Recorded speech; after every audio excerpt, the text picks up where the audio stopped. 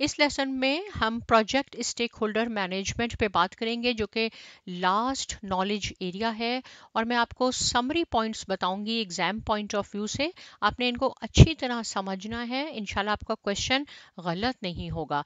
देखिए हम कहाँ हैं, प्रोजेक्ट स्टेक होल्डर मैनेजमेंट। इसमें 4 प्रोसेसेस हैं हमारे पास। Identify stakeholders, plan stakeholder engagement, manage stakeholder engagement and monitor stakeholder engagement। अब मैं आपको यहाँ एक और बार ये बात बता देती हूँ इम्पोर्टेंट पॉइंट कि देखिए ये जो हमारे ग्रुप्स हैं प्रोजेक्ट मैनेजमेंट प्रोसेस ग्रुप, ये 5 हैं और ये नॉलेज एरियाज हैं हमारे पास।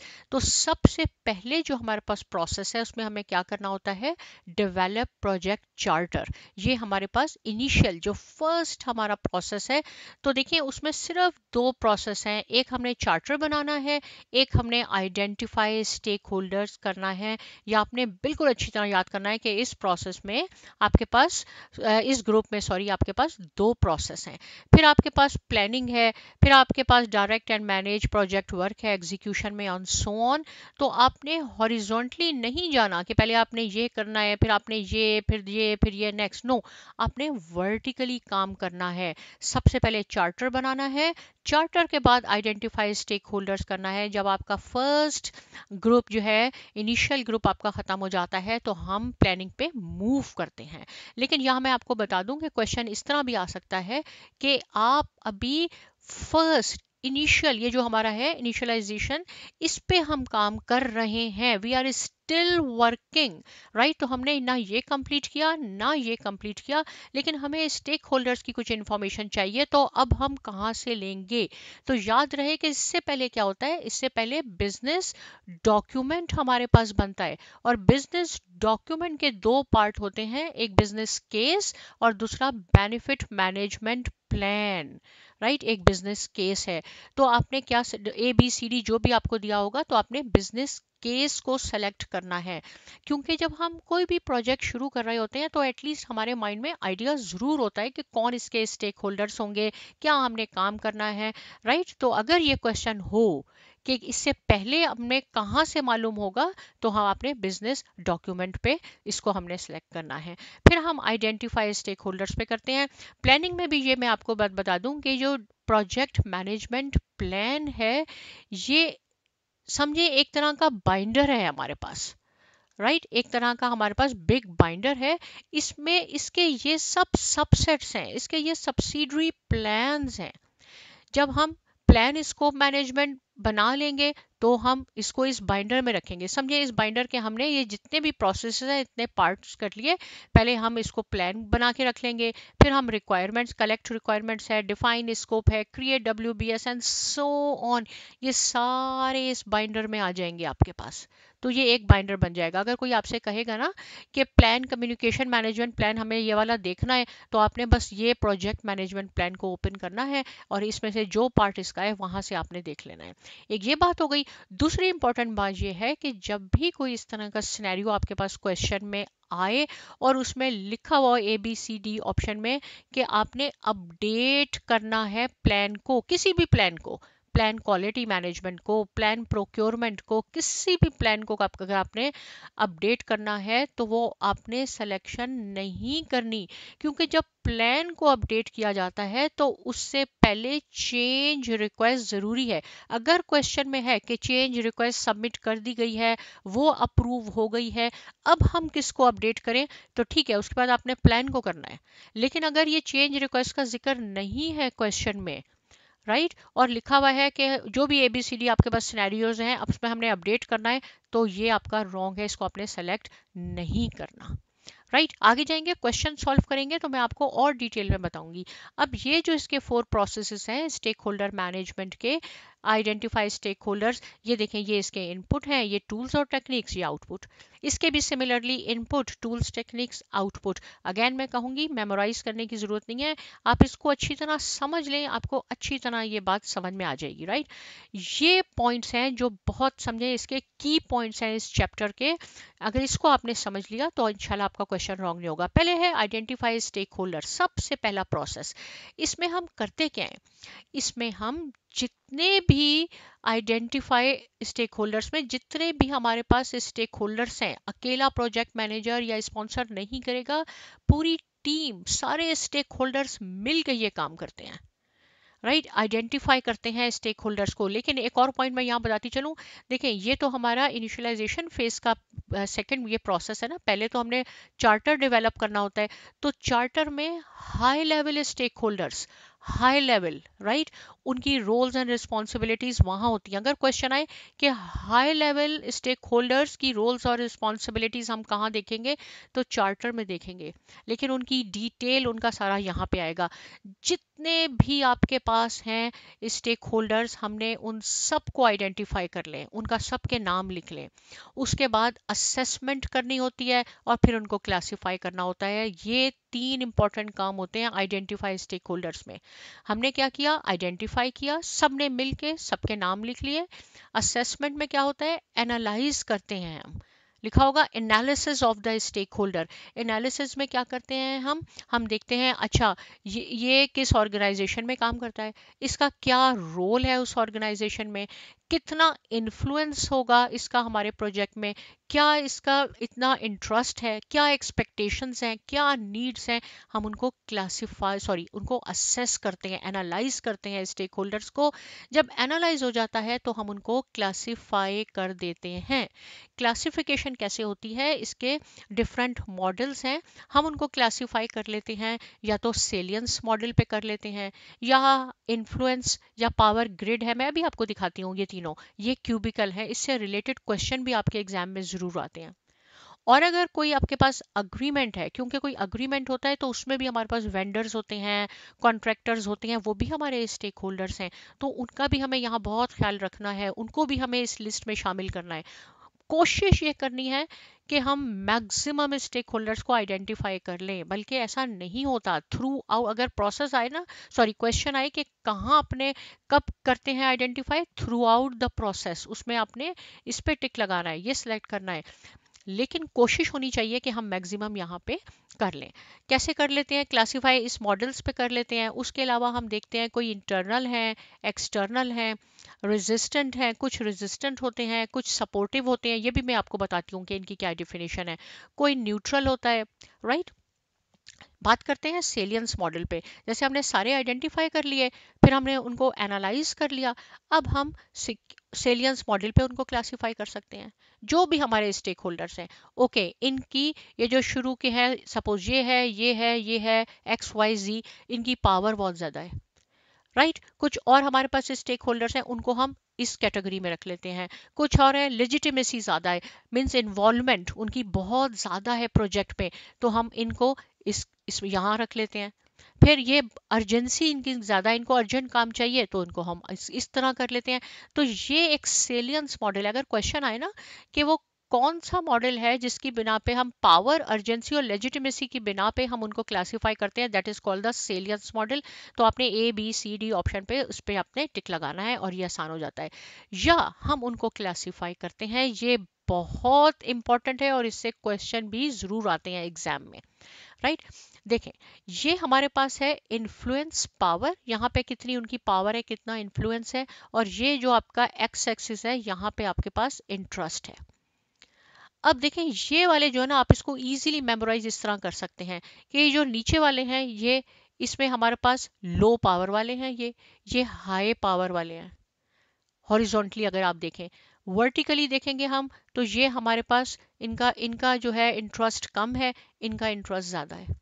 तो हम यहाँ से स्टार्ट कर लेते हैं। देखें, ये क्या है, ये इनका इंटरेस्ट कम है और यहाँ से इनकी पावर भी कम है। कुछ ऐसे स्टेक होल्डर्स होते हैं जिनकी पावर भी बहुत कम होती है, राइट, और उनका इंटरेस्ट भी बहुत कम होता है, तो हम सिर्फ उनको मॉनिटर करते हैं। तो आपके पास ऑप्शन आएगा कि उनको हम मॉनिटर करेंगे, या उनको हम सेटिस्फाई रखेंगे, या हम उनको इंगेज रखेंगे, या इन्फॉर्म रखेंगे, राइट। तो आपको वो सिनेरियो दिया हुआ होगा, जैसे अगर ये दिया हुआ हो कि उनकी इन्फ्लुएंस भी बहुत कम है और उनका इंटरेस्ट भी बहुत कम है, दोनों कम है, तो वो क्या होंगे, ए बी सी डी में आपने मॉनिटर पे टिक लगा देना है।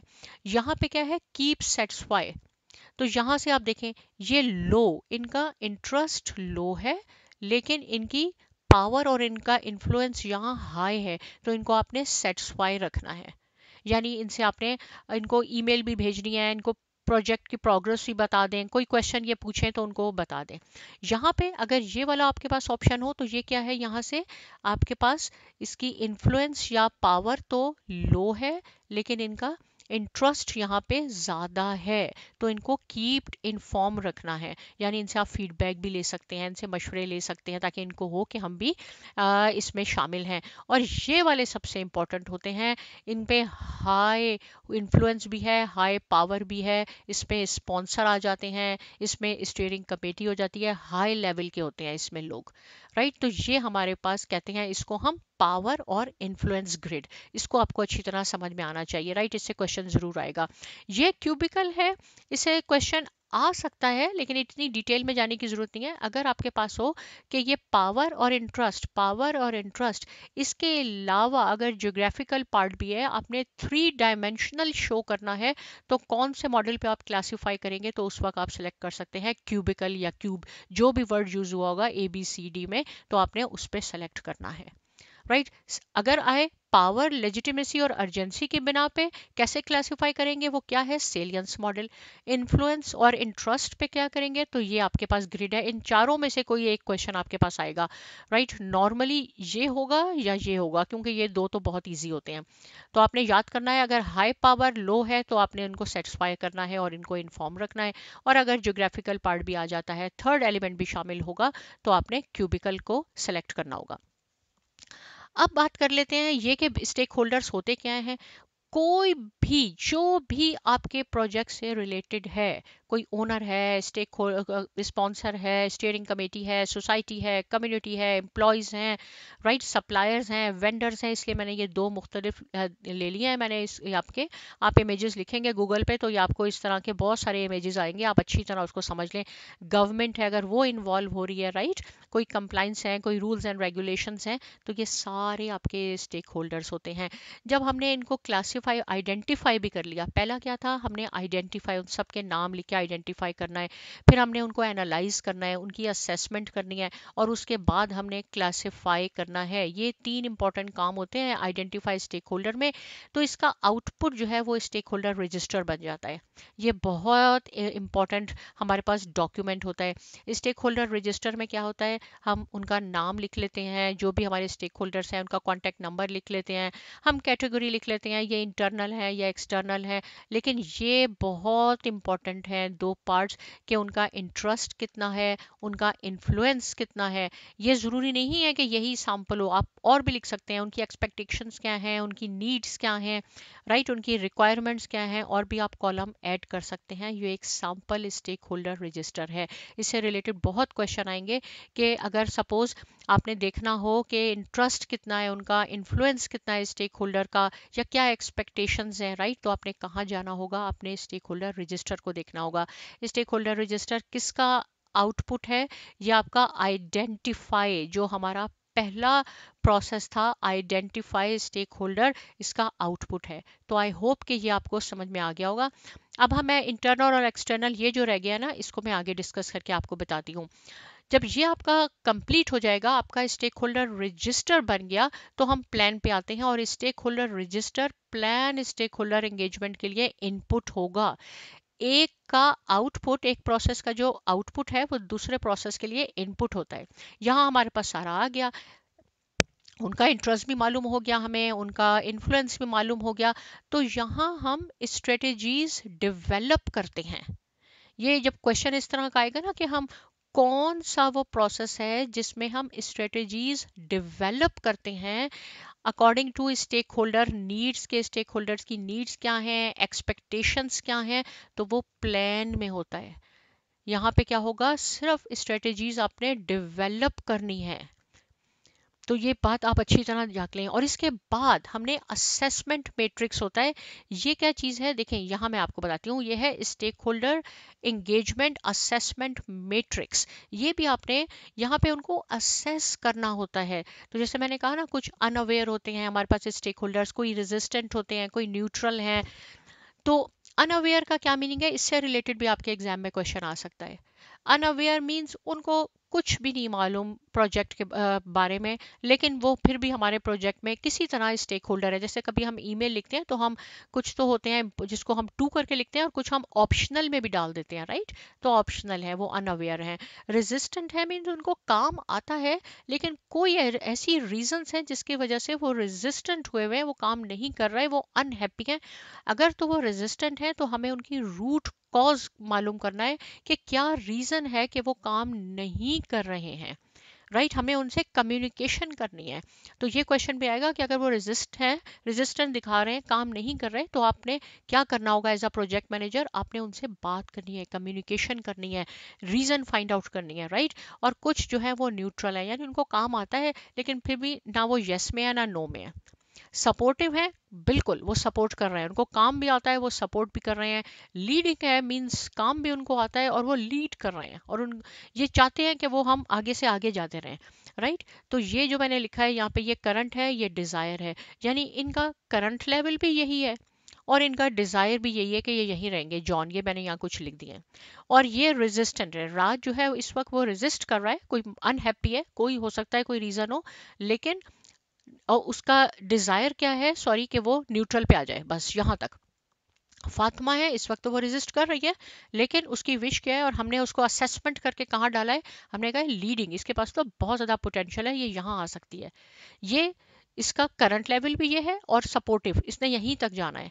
और ये माहिन इस वक्त डी पे है, डिजायर है, लेकिन करंटली तो यहाँ है। ये न्यूट्रल पे इसकी डिजायर थी लेकिन ये यहाँ हो गई, थोड़ी एक स्टेप अच्छी हो गई। तो क्वेश्चन ये भी आपके पास इस तरह आ सकता है कि इनमें से कौन सा ऐसा बंदा है, कौन सा ऐसा एम्प्लॉय है या स्टेक होल्डर है जो जिसको हम बहुत ज़्यादा इन्वॉल्व कर सकते हैं अपने प्रोजेक्ट में। तो वो आप देखेंगे तो ये फातिमा है, इसलिए कि वो अभी तो रेजिस्ट कर रही है लेकिन आउटपुट उसका ये है, मीन्स कि वो लीडिंग आगे तक जाना चाहती है।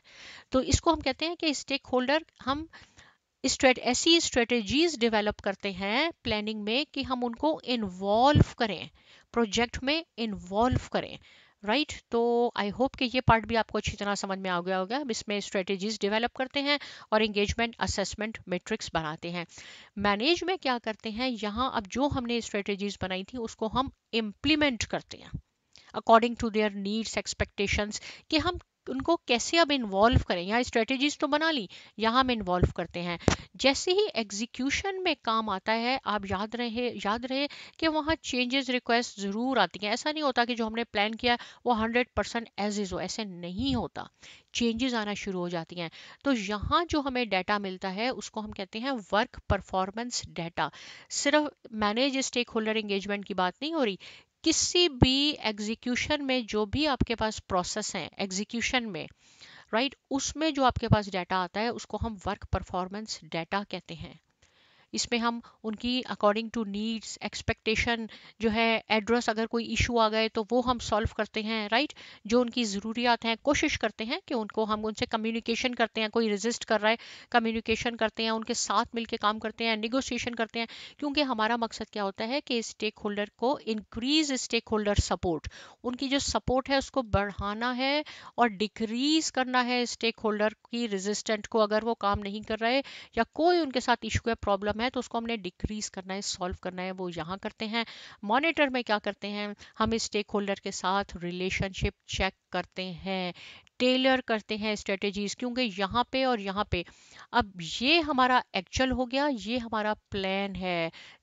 इस प्रोसेस में नहीं, जितने भी प्रोसेस हैं उसमें मैनेज में और जो प्लानिंग है उसमें हम कंपैरिजन करते हैं कि आया जो एक्चुअल, ये हमारे पास एक्चुअल काम होता है एग्जीक्यूशन में, और ये हमारी प्लानिंग होती है। एक्चुअल और प्लानिंग में हम वेरिएंस देखते हैं, हम यहाँ देखते हैं अच्छा ये हमने स्ट्रेटेजी यहाँ अप्लाई की थी, ये नहीं हो रही, इट मीन्स हमने यहाँ जो टेलरिंग की थी, या सॉरी यहाँ जो हमने प्लान बनाया था उसको हमने टेलर करना है, उसको हमने इम्प्रूव करना है या और अच्छा करना है, जो भी हमने यहाँ से लेसन लर्न किया। तो जब हमने देखे यहाँ से हमने इसको टेलर करना होगा ना, चेंज करना होगा, तो खुद हम जाके नहीं कर देंगे। याद रहे जब भी प्लान को आपने चेंज करना है तो चेंज रिक्वेस्ट पहले आपने सबमिट करनी होगी, जो सीसीबी चेंज कंट्रोल बोर्ड के पास जाएगी। वो अप्रूव करें ना करें, पेंडिंग में रखें, जो भी होगा उसका स्टेटस चेंज लॉग में जाएगा। अगर अप्रूव हो जाती है तो हम इसको यहाँ इम्प्लीमेंट करते हैं और इसको भी हम अपडेट करते हैं, राइट। और यहाँ से जो डाटा आता है उसको हम वर्क परफॉर्मेंस इंफॉर्मेशन कहते हैं। यहाँ पे हम वेरिएंस चेक करते हैं इस एक्चुअल का और प्लान का। तो ये क्वेश्चन अगर इस तरह आपके पास आए कि वर्क परफॉर्मेंस इंफॉर्मेशन आपके पास है, तो आप कौन से प्रोसेस में है, तो आप मॉनिटर प्रोसेस में है। अगेन मैं कहूँगी सिर्फ स्टेक होल्डर एंगेजमेंट की बात नहीं हो रही, जितने भी मॉनिटर में हैं आपके प्रोसेसेस, उसका यहाँ पे अगर लिखा होगा ना वर्क परफॉर्मेंस इंफॉर्मेशन, किसी ग्रुप में भी है तो आपने मॉनिटर वाले पे चेक लगाना होगा। वेरिएंस चेक करते हैं, असेसमेंट मैट्रिक्स जो अभी मैंने आपको दिखाया उसको दोबारा रिवाइज करते हैं कि जो करंट लेवल क्या था, डिज़ायर क्या, इनमें चेंजेस हुई हैं या स्टिल ये वहीं पे मौजूद हैं। यहाँ आपको बहुत एक्टिव लिसनर होना चाहिए। लीडरशिप, बॉडी लैंग्वेज से आपको मालूम हो जाता है। आप चलते फिरते अपने एम्प्लॉय से हेलो हाई कीजिए, उससे आपको मालूम हो जाएगा कि स्टेक होल्डर्स वाकई में बहुत इफेक्टिव हैं, एफिशिएंसी है उनमें, काम कर रहे हैं या नहीं कर रहे हैं, right. Check stakeholder involvement, आप इस तरह इसकी चेक कर सकते हैं। तो आई होप कि ये इंपॉर्टेंट पॉइंट्स आपको क्लियर हो गए हैं। यहाँ जो मैंने आपको कहा ये चारों प्रोसेसेस की डेफिनेशन लिखी हुई है कि इसमें क्या क्या होता है। देखें यहाँ पे स्टेक आइडेंटिफाई, स्टेक होल्डर्स में क्या मैंने आपको बताया, हमने आइडेंटिफाई करने हैं, उनकी असेसमेंट करनी है, फिर उनकी क्लासिफिकेशन करनी है।